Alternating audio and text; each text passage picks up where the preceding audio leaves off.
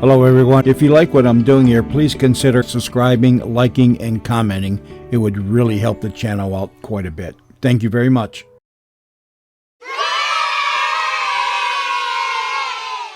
The CBS Radio Mystery Theater presents...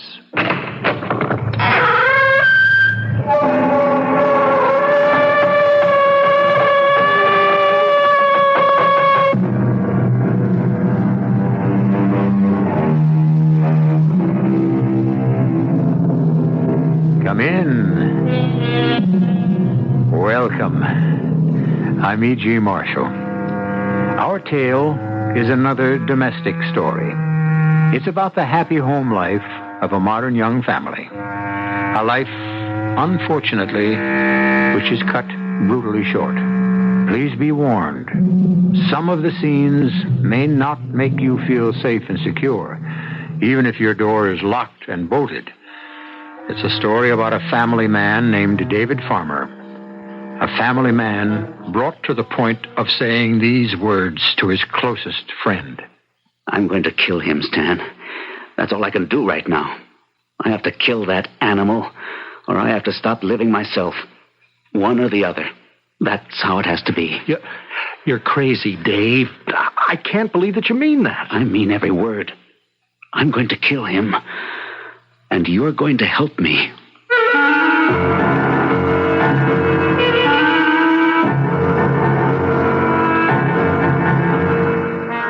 Our mystery drama, Promise to Kill, was written especially for the Mystery Theater by Henry Slessor and stars Gordon Gould. It is sponsored in part by Buick Motor Division and Anheuser-Busch Incorporated, Brewers of Budweiser. I'll be back shortly with Act One. Isn't it nice to know you're free?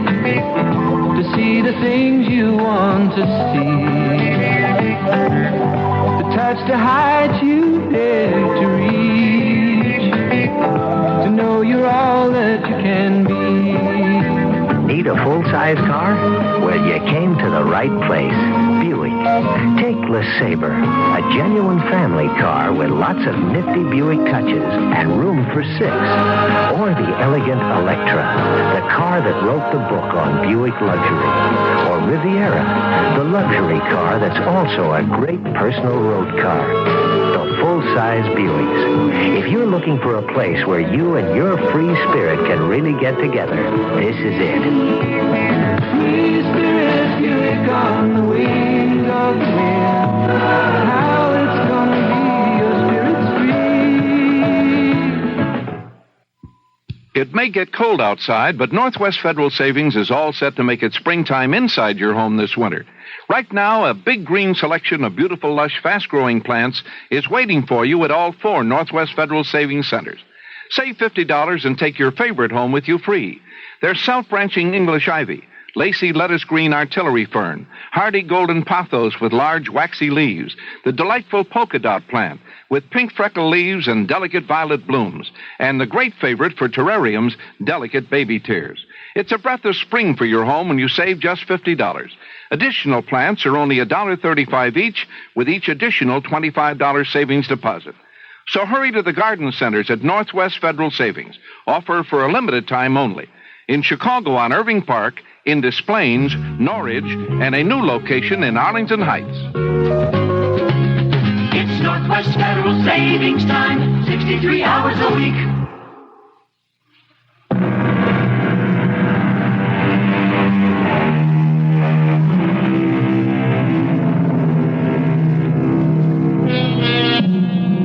The scene is a suburban community called, appropriately, Park Pleasant. For that's exactly what it is. Pleasant and park-like, and very serene. A haven for the families of busy city executives like Dave Farmer. Dave is a lucky young man. He has a good job. He has a beautiful young wife named Connie. He has a daughter who promises to grow up looking just like her. But little Susan has plenty of time for that. She's only 5 years old. The day is Monday. The time is 8:15 a.m. The day is just beginning. so is a nightmare. Dave, will you please hurry up? Stan's going to drive me crazy with that horn. I'm coming. I wish you wouldn't fly down those stairs. I'm always afraid you'll break your neck. Listen, it's my neck that's the problem. I can't seem to tie my tie around it this morning. It's no wonder with Stan blowing his horn that way. What's the big hurry? It's only 1:15. He's got to be in court this morning. Well, that's his problem.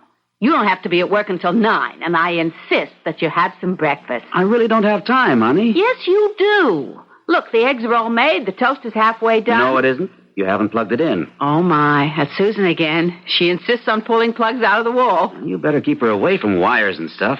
She'll electrocute herself. Anyway, here are the eggs.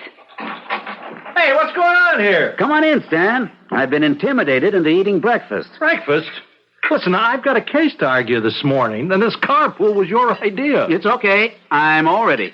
That didn't take long. You didn't even taste those eggs. They were great. Terrific. I am sorry to rush him out so early, Connie. Daddy! Uh-oh. A new complication. Where's my Pooh Bear? That's right, my darling. You told Susan you were going to bring her a Pooh Bear last night. But I did.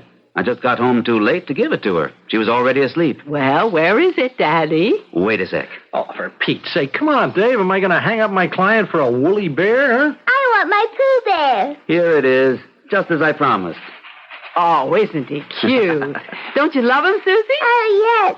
Say thank you, Daddy. Thank you, Daddy. Dave, will you please... So long, darling. Bye. And will you call me this afternoon? Don't I always? Have a good day. You too, Stan. Thanks. You two have already ruined my day. Serves you right, bachelor.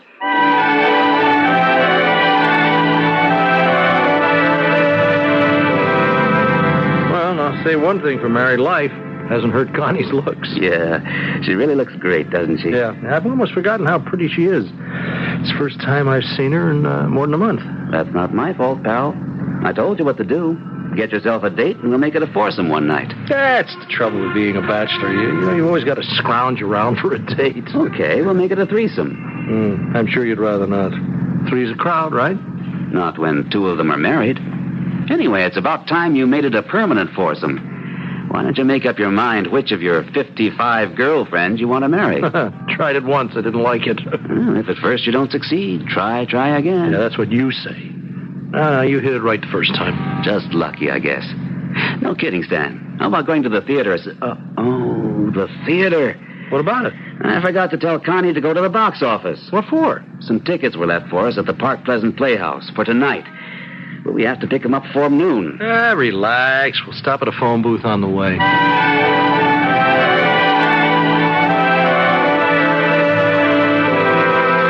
Susie, are you sure you want to dry those dishes? Mommy can do them. I want to help. Well, it's sweet of you, baby, but there are only a few. Can I give Winnie the Pooh scrambled eggs? No, dear. Bears don't eat eggs. What do they eat? Bears eat honey. But I could give him... No.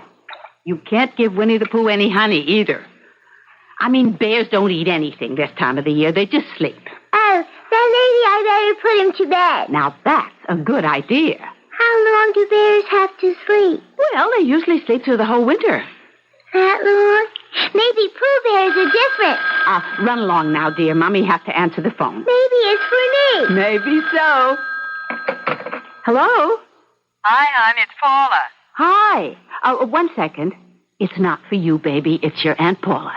Now, you go give Pooh Bear a nap. Okay. Paula, hi. How are you feeling? Oh, fine. You're calling pretty early, aren't you? I'm calling to give you a wonderful opportunity. If you meet me in the city before noon, I'll buy you lunch and then we can go shopping. Oh, I can't today, Paul. I'm sorry. Why not? Well, Susie's home from school, for one thing.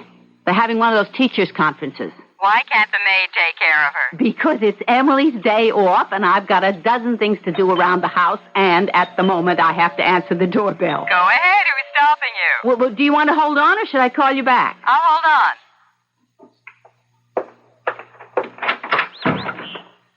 Oh, hello, Vernon. Hi, Miss Farmer. What in the world time is it? Oh, gee, I don't know. I don't have a watch, but, I thought it was the right time. Well, you usually deliver the groceries around 10, don't you? Well, sure, usually, but I thought, well, you know, that I'd come early today. Well, all right. I suppose it doesn't make all that much difference. It does to me, Miss Farmer. What? Listen, what do you want me to do? I mean, should I bring in the stuff right now? Well, of course. I could leave them out on the truck for a while.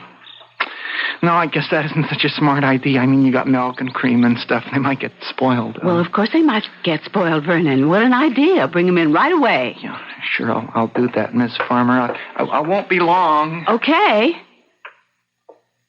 Paula, are you still there? I'm here. What's going on? Well, it's just the boy from the supermarket. Vernon, whatever his name is. Oh, yes, the blonde Adonis. All muscle, including his head. Well, there is certainly something wrong with his head today. He's talking so strangely. Anyway, listen, about the city. Thursday is absolutely the first day I can make it. Here it is, Miss Farmer. All right, Vernon. Paula, what do you think about Thursday? Thursday's fine. I'll call you Wednesday just to make sure you don't chicken out. All right, Paula, bye. So long. Miss Farmer. What? Is it okay if I put everything here? Well, yes, of course, Vernon. Pretty big load today, but I can handle it. I mean, I'm strong, you know? Yes. Yeah, you want me to put the milk and stuff in the refrigerator? No, just leave them there. You know, it was really something this morning. I mean, the way I felt driving over here. Yes, it's a lovely day. You know what I mean? Driving over here and knowing that, that I was going to see you. Well, that's very sweet, Vernon. Kept seeing your face in front of me like it was in the windshield. You know? What, Vernon, what a strange thing to say. Kept thinking about how it was going to be. And when I rang the bell and you opened the door and you saw me and... I don't know. Here we are. I mean, just acting like always. Like always? You know, like nothing was special. Well, never mind the rest of that stuff, Vernon. I'll empty the boxes myself. Yeah, okay, that'll be better. We don't have much time, I guess. I gotta be back at the store around 9:30. Vernon, what are you doing? Oh, you've got such soft hands, you know. Please, don't do that. Listen, what about her, you know, your little girl? Susie? What about her? Well, I mean, where is she, school or something? Vernon, stop that. Oh, gee. Your skin is, I don't know, it's like something else. It's not just not skin. Stop it, for heaven's sakes. Please, don't tease no more, Miss Farmer. Don't tease. I ain't got much time. Vernon, will you let me go? What is the matter with you? Where do you want to go? You want to go upstairs? You let me go. You let me go or I'll scream the house down. Don't do I will call the police. I swear I will. Now, you stop that, Miss Farmer. You just stop playing games with me. Don't, Mrs. Farmer. Now, please, be nice. Don't make me hurt you. Please.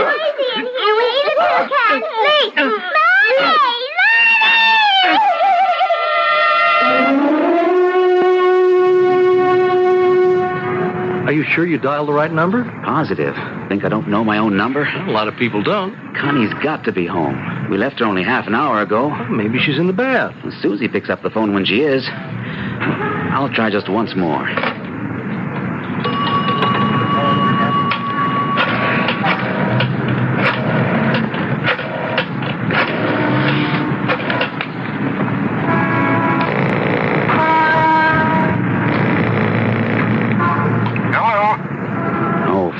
Now I got a wrong number. Hello, who is this? I was calling the Farmer residence. Oh, yeah, this is the right place. Who am I speaking to, please? Well, maybe you can answer the same question, since it's my house. Are you Mr. David Farmer? Yes, that's right. And who are you? This is Patrolman Ernest McLeavy, Mr. Farmer. Did you say patrolman? What was that? Listen, is there something wrong out there? Was there a fire or something? Good Lord, Dave, what's... No, Mr. Farmer. It's not a fire. Could you please tell me where you're calling from? I'm in a phone booth on the expressway. For Pete's sake, will you tell me what you're doing in my house? Let me speak to my wife. I'm sorry, Mr. Farmer. You can't do that. Maybe it would be best if you came back home. I'm not doing anything until you tell me what happened there. There was a little trouble.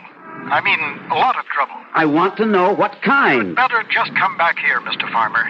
Your wife and kid were hurt very bad. Oh, Lord. Connie, Susie. How bad? What's going on, for Pete's sake? I want to know what happened. I want to know how they were hurt and how badly. I hate to tell you, Mr. Farmer. I mean, just like this over the phone. Damn you, tell me. They're dead. Both of them are dead, Mr. Farmer.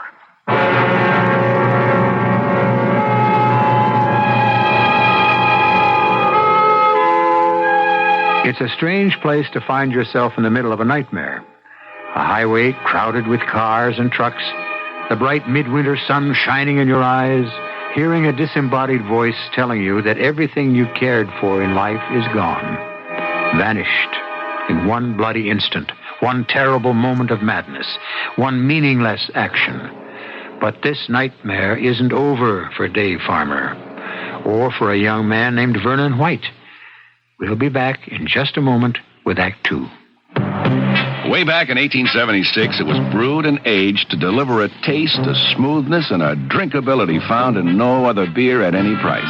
I'm talking about Budweiser, and it's still brewed that way today, with pride, without compromise, to be the king of beers. The largest selling beer in the history of the world, for one simple reason. That Beechwood-aged Budweiser taste. And that speaks for itself. Hear it talking? When you say Bud, you say you care enough to only want the king of beers. There is no other one. There's only something left. Because the king of beers is leading all the rest. When you say Budweiser, you've said it all. Anheuser-Busch, St. Louis. If you're like most people, you probably don't make as many long-distance phone calls as you'd like to. Mainly because you're worried about the cost.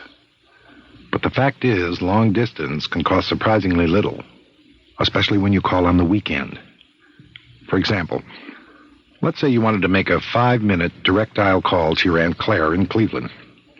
If you called on a weekday during the day, it would cost you $1.75. And that's pretty reasonable. But if you called on the weekend, before 5 p.m. Sunday, that same $1.75 call would cost only 70 cents. In other words, you can save 60% on long-distance calls outside of Illinois simply by dialing on weekends. Now, that's worth remembering next time you call your Aunt Claire. Discounts do not apply to Alaska or Hawaii or to the first 3 minutes of operator-assisted calls, including all long-distance calls from coin phones.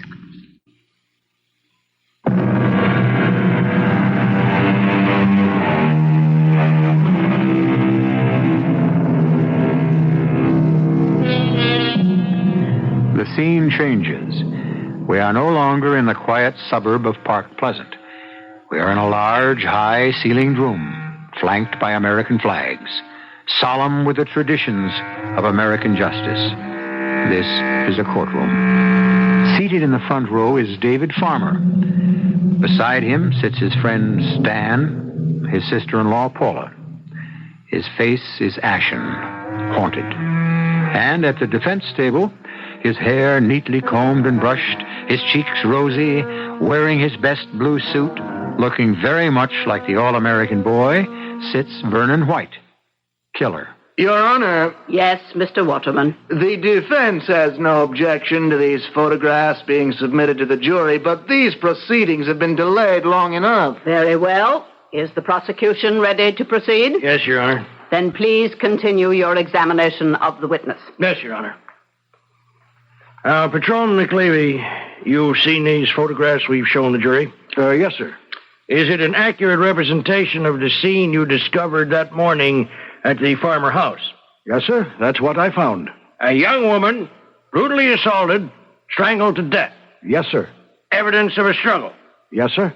A young wife and mother slain in her own kitchen, and a child 5 years old slain. Just as horrible. Your Honor, may I object to the prosecution's use of such emotional terms? I beg the defense attorney's pardon. You're quite right. One hardly needs words like brutal and horrible to describe this crime. The facts speak for themselves.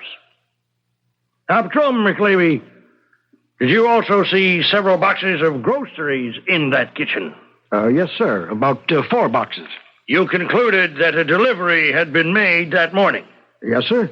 The perishables hadn't been put away. And that led you to make inquiries in the neighborhood about the arrival of the grocery truck? Yes, sir. We learned that the truck from the Park Pleasant supermarket had been there and left. Mm-hmm. And you sought out the delivery boy, or should I say, the delivery man? Yes, sir. I interrogated Mr. Vernon White. See? And what did he tell you? He apologized. For what? He apologized for killing Mrs. Farmer and her daughter.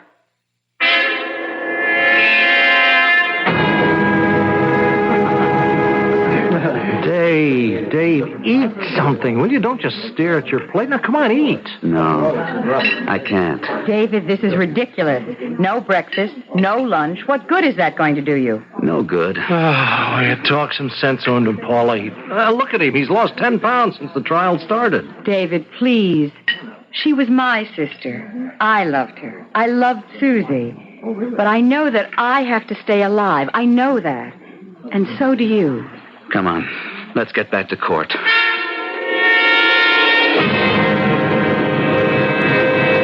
Vernon, was Mrs. Farmer alone when you walked into the kitchen? Yes. Did you attack her right away? Attack her? You heard me. Did you just reach out and grab her? Well, no, of course not. Did you try to embrace her, kiss her, anything like that? Yeah, I guess I did, because... Because what, Vernon? Well, because I thought she liked me. Because I thought she wanted me to.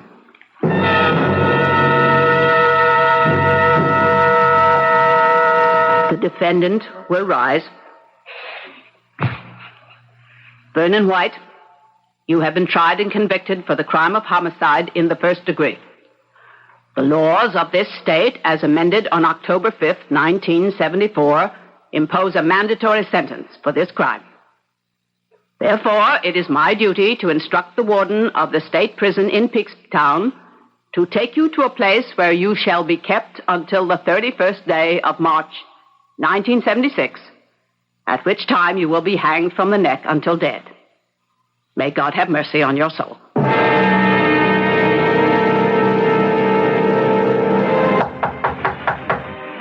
Who is it?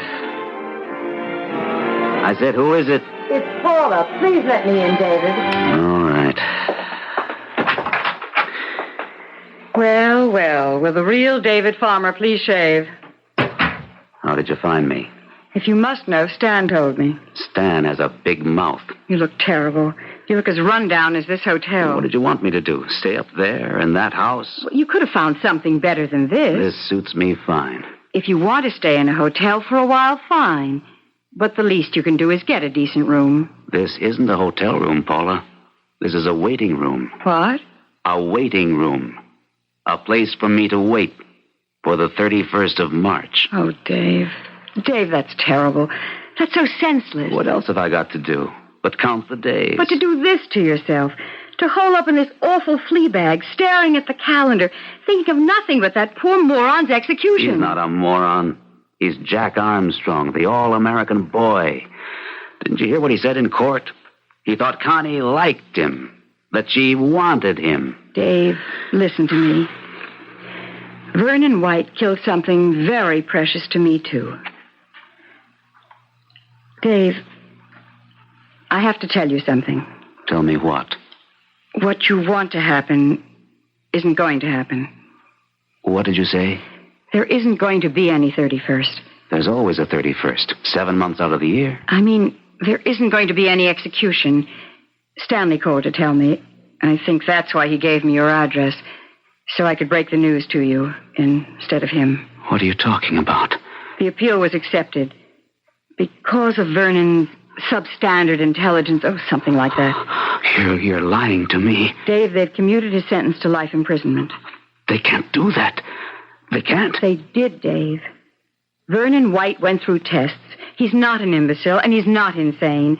But he's just not smart enough to know the difference between right and wrong. They can't do that. He killed Connie. He killed my little girl. Good Lord, Paula. You've got to accept it, Dave. Don't let it make such a difference to you. No. Never.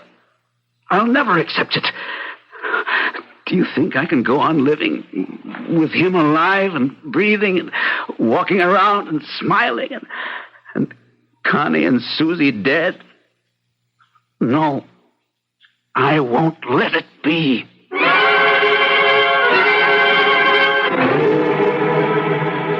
Stan, admit it.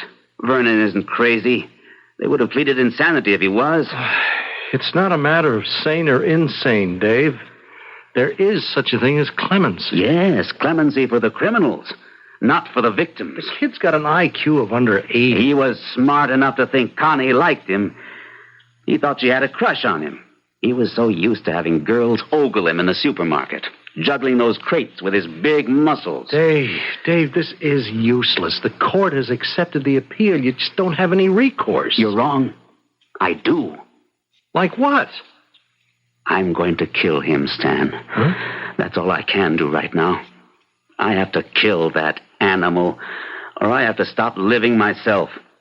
One or the other. That's how it has to be, Stan. But you're crazy, Dave. I don't believe you mean that. I mean every word. I'm going to kill him, and you're going to help me. But the man's in prison. People get killed in prison.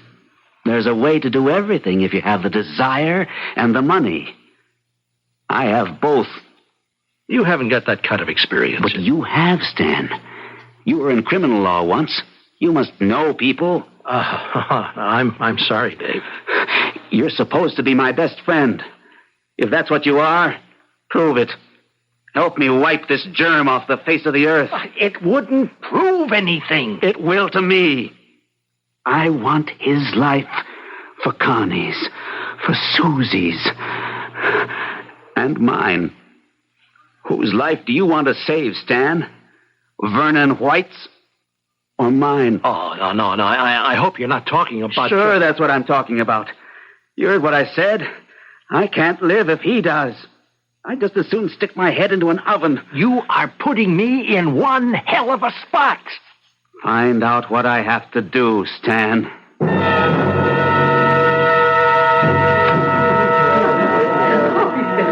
Mr. Ross, this is Dave Farmer. Hello, Mr. Farmer. Nice meeting you. Yes, hello. Mr. Ross is in the transportation business. He was a client of mine a few years back. Yeah, long-distance hauling, you know. Yeah, can we get to the point? Well, this is the point. Mr. Ross has a brother named Joey. Yeah, Joey, right. Yes, well, unfortunately, a few years ago, the Rosses got into a jam. We was a moving company, me and my brother. Yes, I got Mr. Ross off, but his brother wasn't that lucky. He's serving a 10-year sentence right now in Peakstown. Peakstown, right. Yes, well, Joe's a friendly guy. You know, he's made a lot of friends in prison. Yeah, Joey's okay. The point, Stan. Proposition is this. Now, Joey is a trustee at Peakstown, and even though he's made some, errors in his life, he doesn't like child killers any more than we do. Now, he might want to do something about Vernon White. We ain't talking about favors, though. No, not favors. What we're talking about entails a certain amount of risk. So it's only fair that we arrange some compensation. I'll pay anything. Name your price. We've already agreed on a price. It's $3,000. I'll make it $5,000. Wait a minute, Dave. I'll make it $5,000 if you kill him before the 31st.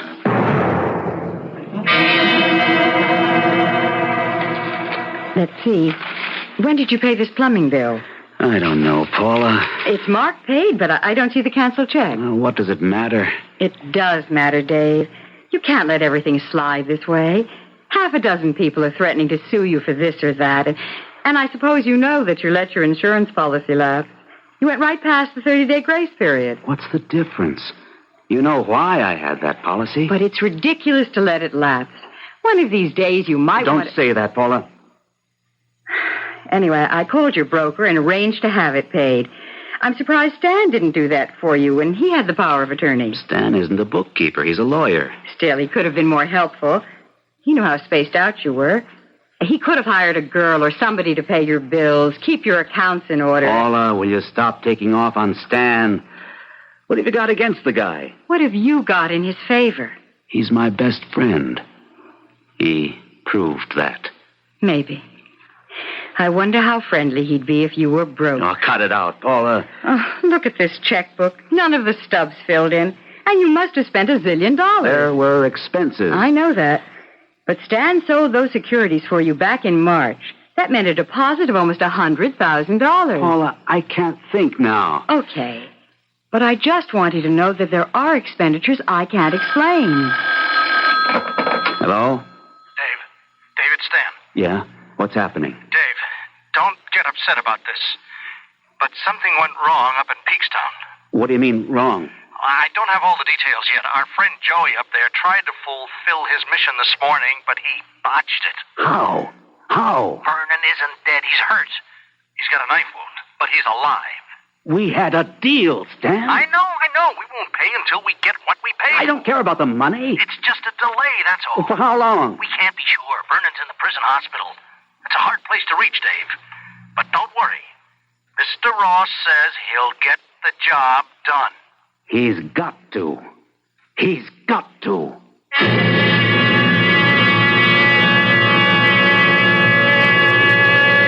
And so the executioner has failed to perform his allotted task.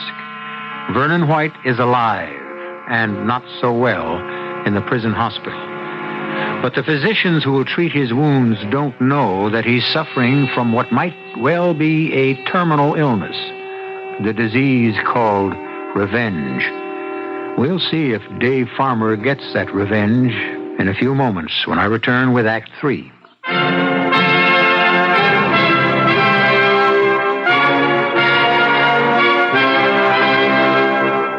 In God we trust.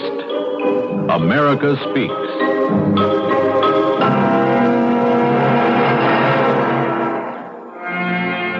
In the words of John F. Kennedy, the torch has been passed to a new generation, born in this century, tempered by war, disciplined by a hard and bitter peace, proud of our ancient heritage, and unwilling to witness or permit the slow undoing of those human rights to which this nation has always been committed. With a good conscience, our only sure reward, with history the final judge of our deeds, let us go forth to lead the land we love, asking his blessing and his help, but knowing that here on earth, God's work must truly be our own. Presented by the Catholic Communications Foundation. This is WBBM Chicago News Radio 78. No home ever seems to have enough extension cords, especially around Christmas. That's why your nearby True Value hardware store offers such a wide selection of True Test extension cords for all the Christmas lights and Christmas gift appliances you'll be using soon. There's a heavy-duty 20-foot cord, for instance, to convey power to 3 lights, revolving tree stands, animated decorations, and more. It's just $2.99. And you'll find cords with convenient 3 outlet plugs on one end. The 6-foot size is 69 cents.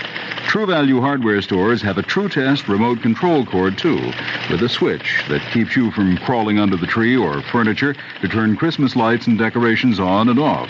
The 16-foot cord is just $1.99. End the extension cord shortage at your house this Christmas. Choose from the wide selection of True Test extension cords. They're just a few of the values you'll find at the participating True Value hardware store near your home.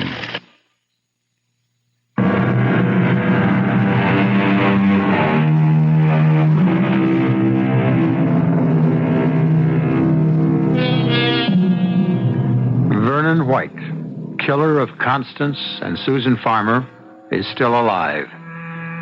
David Farmer is alive, too, if walking, talking, and breathing are signs of life, as his sister-in-law Paula sits in a restaurant table and looks at his pale features.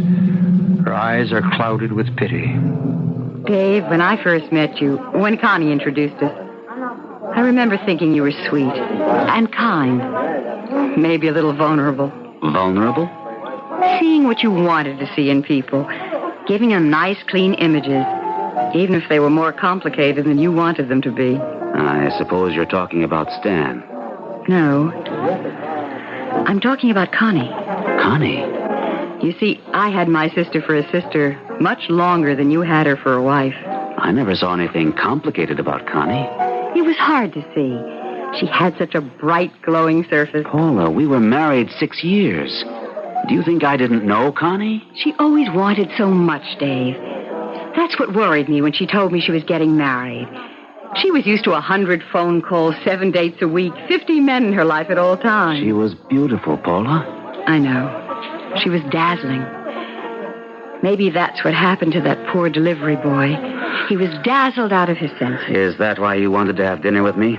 To defend that moron? No, Dave. I had another reason. Well, what is it? I finished all the books last night. So? I did everything I could, Dave. I got everything to balance, practically to the penny. I knew you were a great bookkeeper. The only trouble is, I still can't explain some of the cash withdrawals that were made by Stan. Forget them. Forget? You heard me. Forget $25,000? 25,000? That's right. Well, now even you seem surprised. Well, it can't be that much, Paula. It just can't be. It is. And I think you must know what that means.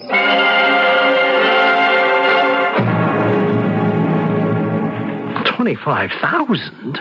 All taken out in cash. Well, but that there were expenses, Dave. You know that. I mean, I'm sorry if they weren't all itemized. That's not like you, though. You were always a stickler about money. You always said you were raised poor, so you had respect for the buck. Look, Dave, I wasn't at my best at the time either. Now, Connie meant a lot to me, too. You know. Stan, what happened to that money? Hey, come on. What kind of a tone of voice is that? I want an answer. Oh, wait. Now, are you accusing me or something? Oh, wait a minute. I just got it. Paula put you up to this. Paula never liked me much. She's found the perfect way to get back at me. The money's gone. It went into somebody's pocket. And I want to know whose.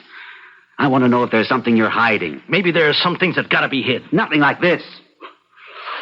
You were willing to spend $5,000. That was different. That money had a special purpose. Now, what's the special purpose for that 25 grand? I wanted to spare you the truth, Dave. What truth?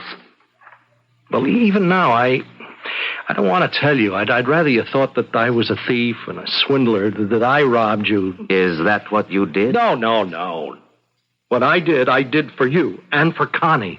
Connie? I swore to myself that you'd never learn about it. Learn about what? The money? About what the money bought. Go on. It went into somebody's pocket, all right. George Waterman's. Vernon's defense attorney?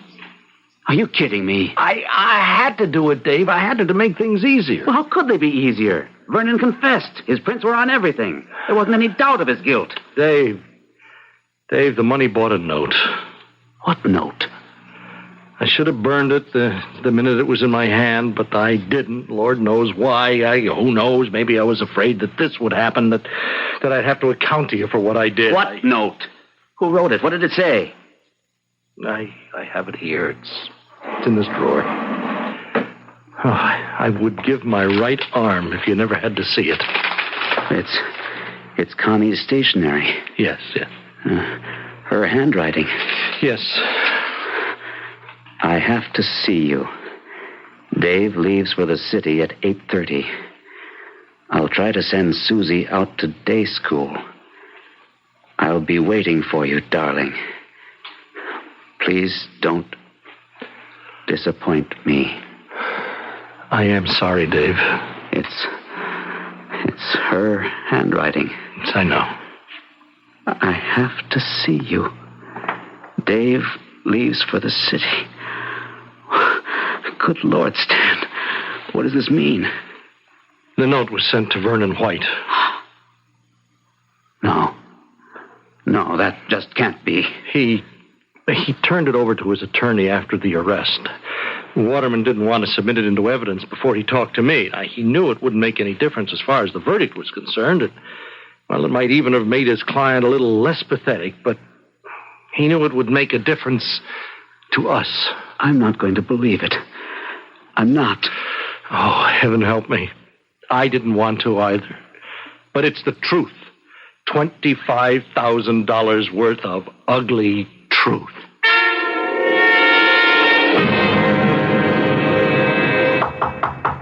Who is it? Paula, please open the door, Dave. Don't worry. I didn't bring you chicken soup, just a couple of containers of coffee. Did you think I'd need sobering up? You do, Dave. I haven't been drinking. I thought you might be upset tonight. Why? Because of what happened. Have you been talking to Stan? No, of course not. I have nothing to say to Stan, and he vice versa. I meant about Vernon White. Do you still take your coffee black? What about Vernon? He was released from the prison hospital, but the authorities thought it would be too risky just to put him back among the same prisoners, so they transferred him. Where? Well, I guess they thought he couldn't be very dangerous after the knife wound and all that, but he must be a strong young man. Get to the point. He got away, Dave. Vernon's loose.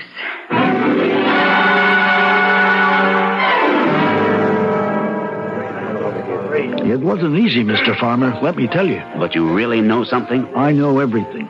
This kid, Vernon, is a dope.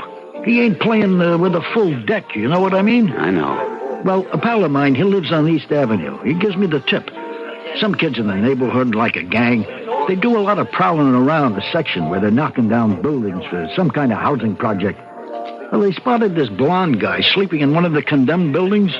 I think maybe they rolled him, only he didn't have no money. What happened to him? Where is he now? Well, my pal, he goes to have a look at the guy and sees the kind of clothes he's wearing. He figures he busted out of the joint. Where is he? Where's Vernon White? My friend's got him, like in custody. You know what I mean.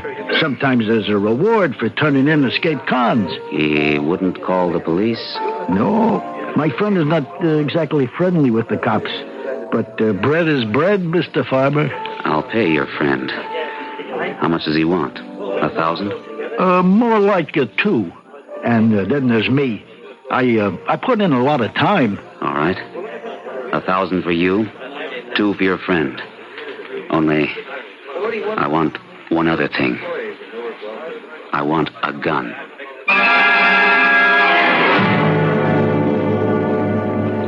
Hello, Vernon. Oh, hello. Do you remember me, Vernon? No, I guess I don't. No, wait, you look kind of familiar. Look hard, Vernon. Nope, I just don't remember. Hey, you bring me something to eat? My name is Farmer. Yeah, the man that was here before, he said he was going to bring me sandwiches or something. I sure am hungry. Vernon, doesn't the name mean anything to you? Well, what was it again? Farmer. David Farmer. My wife's name was Connie. My daughter was named Susan. Do you remember now? Yeah, I remember. I saw you up at Park Pleasant and in the court. I'm her husband, Vernon. The husband of the woman you murdered. The father of the child. Gee, Mr. Farmer, I'm really sorry about what happened. I really am. Yes, Vernon, everyone told me you were sorry. Yeah, I didn't mean to hurt your wife. I really didn't. And the little girl? Yeah, I didn't mean to hurt either one. You liked them, didn't you? You liked my wife, and she liked you. Well, I thought she did, Mr. Farmer. She told me she did.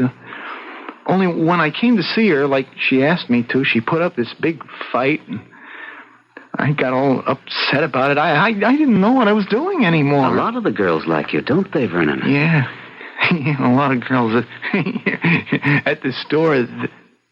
Hey, is that a real gun? Yes. Oh.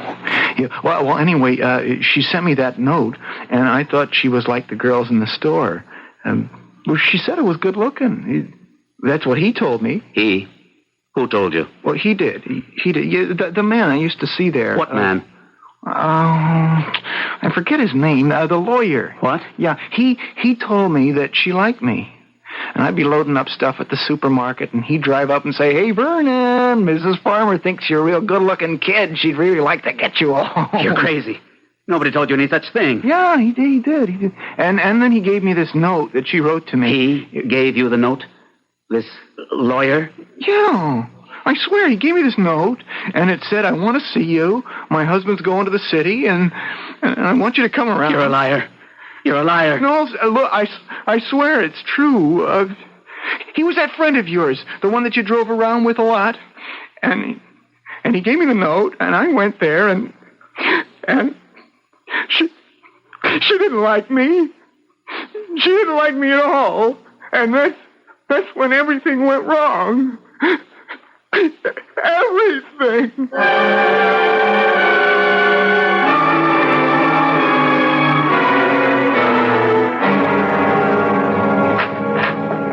Come on in, Stan. Oh, thanks. Did you hear the good news? About Vernon White? Yes, I heard. Yep. Well, they'll be holding him in maximum security for a while. You can scratch any idea of getting at him, at least for the time being. It's okay, Stan. I've dropped the idea. Vernon's death doesn't mean anything to me now. Well, I'm relieved to hear that. In fact, I was the one who turned him in.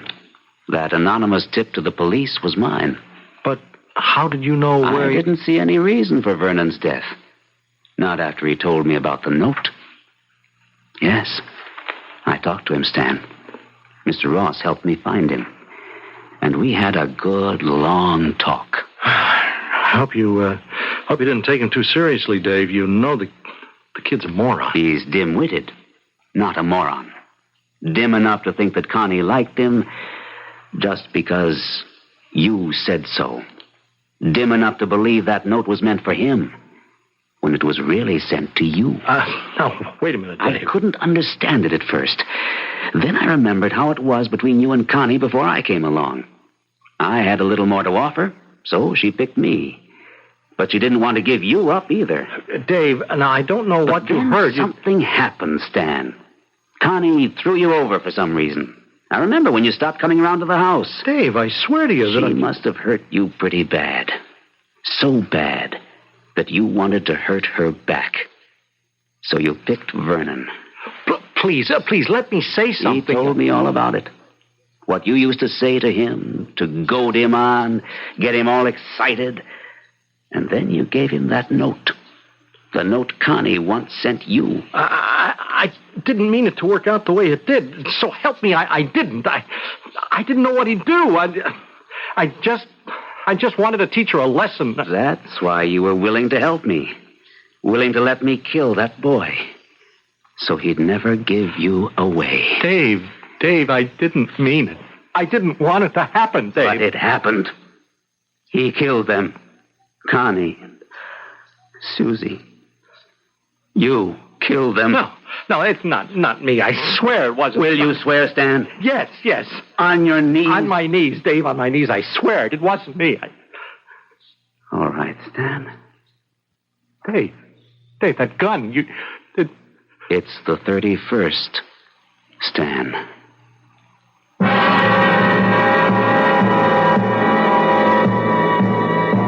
An execution has taken place on the 31st of the month. In the mind of David Farmer, justice has been done. But now the executioner himself must face the bar of justice for usurping the privilege only the law can have. Only the law must have. I'll be back shortly.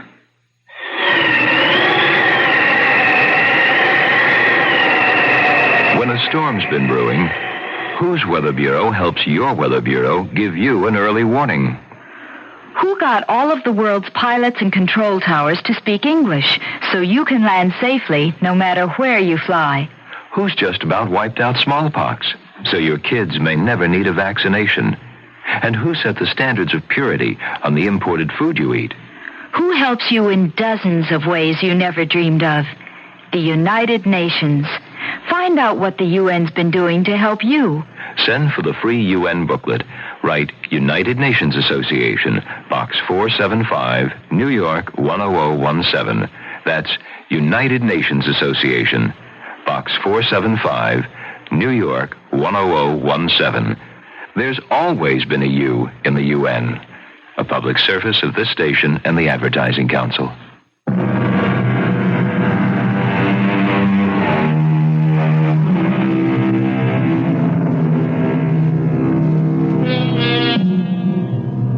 We hope you didn't find our little domestic tale too grim. When violence strikes close to home, it's always more upsetting. If you are disturbed, why not sit back now, have a nice warm drink, go to bed early, and take tomorrow off. Then you'll be all ready for a little more terror and suspense when we return with another episode of Radio Mystery Theater. Our cast included Gordon Gould, Earl Hammond, Russell Horton, Hetty Galen, Lesley Woods, and Roy LeMay. The entire production was under the direction of Hyman Brown.